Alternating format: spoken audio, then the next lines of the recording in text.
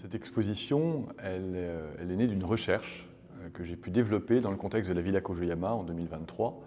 J'ai eu la chance de pouvoir rester pendant 4 mois au Japon pour examiner un certain nombre de phénomènes qui ont trait à cette esthétique des contingences, et en particulier dont j'ai pu faire l'expérience dans des ateliers d'artisans. J'ai examiné en particulier de quelle manière s'est formée cette esthétique des contingences à partir de la matière. Donc j'ai pu me rendre compte que des artisans pouvaient entretenir une relation très singulière aux objets, à la matière elle-même, dans des formes qui relèvent de la négociation. C'est-à-dire que négociation entre des tamashis, ce qu'on a traduit par des âmes, la personnalité de chaque matériau, donc chaque matière, chaque personne, chaque entité, vivante et non vivante, est habitée par des tamashis. Et donc quand un artisan va travailler une pièce de bois, il va négocier avec les tamashis. C'est-à-dire qu'il ne va pas aller contre la personnalité des matériaux, il va négocier avec, il va aller dans leur sens, il va les accompagner. Et c'est quelque chose qui faisait écho pour moi avec les travaux d'artistes, depuis Marcel Duchamp jusqu'à la néo-avant-garde, disons un certain nombre d'artistes des années 60-70, qui, dans leur travail, engageaient des processus, développaient des protocoles ou un certain nombre de dispositifs pour lesquels ils ne connaissaient pas les formes de l'aboutissement.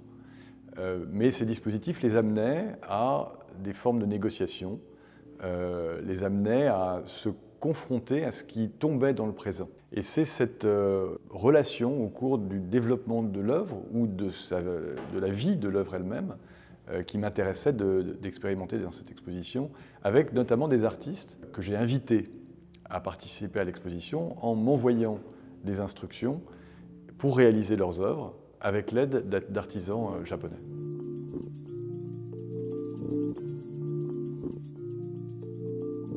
Tout ce projet de recherche, il vient de ma connaissance et ma fréquentation d'artistes, évidemment de la première avant-garde, de la néo-avant-garde, donc qui va si on parle plus spécifiquement des œuvres processuelles de Marcel Duchamp, en passant par William Anastasi, Mel Bochner, Mieko Shiomi, Alison Knowles, etc.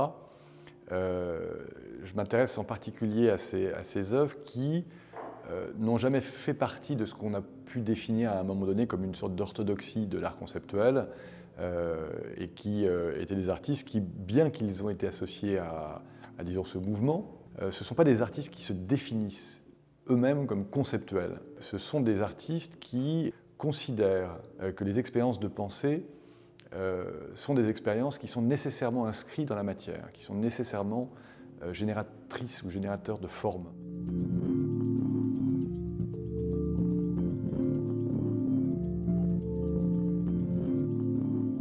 Ces contingences, moi, qui m'intéressent, c'est de quelle manière les artistes vont composer avec ces contingences. Que ce soit des contingences environnementales, le discours, la réaction de la matière, ça peut être aussi des contingences liées aux contraintes économiques. On sait que beaucoup de ces artistes développaient des œuvres qui ne nécessitent pas de grosses productions parce qu'ils étaient dans une économie extrêmement rarifiée ou précaire.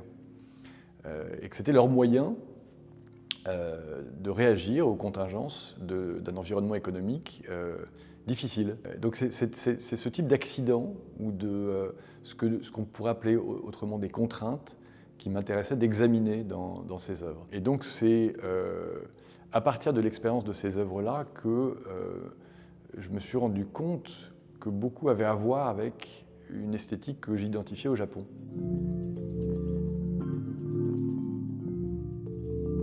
Alors j'ai voulu faire en sorte que le Japon soit présent de manière fragmentaire dans l'exposition.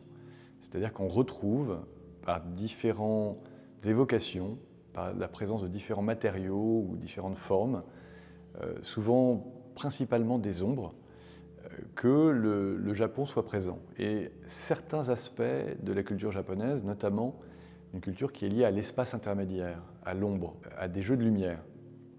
Donc cette lumière indirecte, elle est très présente aussi dans la salle de thé qu'on a installée au fond de la galerie. Donc il faut se déchausser de manière protocolaire. Donc on a organisé un siège avec des étagères et là on entre dans un autre espace, comme une sorte de capsule temporelle. On arrive à une autre époque, dans un autre contexte, dans lequel on a rassemblé différentes œuvres. Je ne fais pas vraiment de différence entre œuvres, disons, d'art ou œuvres artisanales. D'ailleurs, la plupart des artistes dans l'exposition ne se préoccupent pas de cette catégorisation. Donc, c'est des œuvres qui peuvent être faites en urushi. Donc, c'est de la laque japonaise. Cette technique d'urushi très particulière et qui renvoie vraiment à cette esthétique des contingences, c'est-à-dire de considérer que l'usure d'une matière n'est pas un défaut, ça fait partie de l'histoire de l'objet. Donc en aménageant des superpositions de couches de différentes couleurs de laque, avec l'usure, ça fait ressortir les couleurs intérieures de l'objet et donc révéler des dimensions de l'objet qui auparavant étaient cachées. Donc le vieillissement, l'imprévisibilité du vivant, de ce qui advient, devient un supplément et pas un défaut.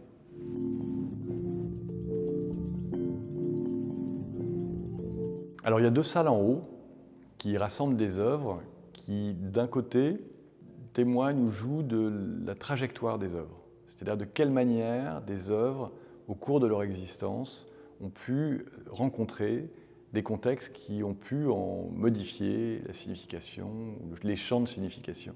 Il y a deux time capsules. Une première, qui date de 1975-2000. C'est un projet qui avait été développé par Stefan Antonakos en 1975. Il avait invité 4 artistes, Richard Hartschweger, Robert Reimann, Sol Lewitt et Daniel Buren. Et ils étaient invités chacun à placer une œuvre dans une caisse, sachant qu'elle n'allait être ouverte que 25 ans plus tard. Elles ont été ouvertes donc en 2000, et ils étaient tous là pour une sorte de cérémonie d'ouverture. Et je trouve très touchant cette idée de suspendre une œuvre. C'est-à-dire qu'elle est hors contexte. Elle ne subit a priori aucune contingence. Et à un moment donné, elle est ouverte au monde. À un moment donné, elle commence à dialoguer avec le monde. Et c'est cette suspension qui est artificielle que je trouvais extrêmement intéressante par rapport à la notion de contingence.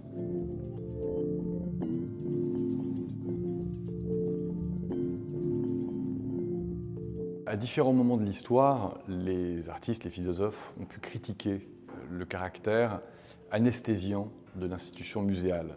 Alors, on peut parler d'Adorno qui avait comparé le musée et les mausolées, disant qu'elles ont plus que des affinités sonores. Donc il y a tout un courant artistique, évidemment, qui avait l'ambition de développer des œuvres dans des endroits qui ne sont pas aseptisés, qui ne relèvent pas du white cube. Je m'intéresse depuis longtemps à ces œuvres qui peuvent exister dans l'espace public ou qui, au sein même d'un espace dit conditionné, ont des relations, on pourrait dire, de négociation ou de mettre au défi aussi ces contextes, ou alors de relever leur pseudo-neutralité. Ce qui m'intéresse dans ces processus, c'est le fait que quand on vient dans une exposition et qu'on y retourne, il ne se passe pas exactement la même chose. C'est-à-dire que les œuvres sont aussi en évolution, elles sont aussi en train d'apparaître parfois. Il y a l'œuvre de Miko Shiomi, qui s'appelle les Spatial Poems. Elle envoie des invitations à des personnes dans différents endroits du monde et elle les invite à faire l'expérience de quelque chose de très spécifique à un moment donné. Là, celui qu'on a choisi de faire dans cette exposition, c'est le Spatial Poem numéro 3, qui consiste à identifier quelque chose qui tombe. Et ça m'intéressait particulièrement, compte tenu des contingences, de choisir ce poème en particulier, puisque la contingence a à voir avec ce qui tombe dans le présent. Ça vient du latin cantigo, qui veut dire à la fois toucher quelque chose et toucher quelque chose qui est en train de tomber, toucher quelque chose qui nous échappe. C'est cette question de la singularité du présent, singularité absolue du présent, qui est un présent qui a cette faculté, quand on y est sensible, à se dilater.